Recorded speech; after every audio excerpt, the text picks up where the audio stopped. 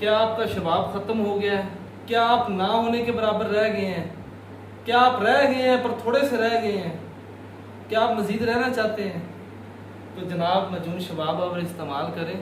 ये permanent treatment है, लेकिन पहली खुराक असर दिखाती है। सिर्फ एक चने के बराबर रात सोने लगा। ये ठंडे मिजाज ठंडी है, इसके सारी फार्मूलेशन इंग्रीडियंट सारे ठंडे हैं, लेकिन इसका रिजल्ट बहुत ख़ास है। आजकल जैसे कि गर्मी है, गर्म ग़िज़ाएँ, गर्म खुराकें हैं, गर्म मौसम है, और ऊपर से अगर खुराक भी गर्म, मजून भी गर्म खाएंगे तो उसलू ना होने के बराबर रह जाएंगे, जैसा कि मैंने पहले कहा। बाकी इसके इंग्रीडियंट्स बहुत अच्छे हैं, सारे ठंडे मिजाज के हैं, और उस हिसाब से हमने ये मजून बनाई है, मजून शबाब आवर शेर वाली। तो जनाब इसका बहुत अच्छा रिजल्ट है। सिर्फ एक चने के बराबर रात को सोने लगा लेनी होती है। बफर्द खुदा खुराक आपको बताएगी कि आपने आज कोई चीज़ इस्तेमाल की है।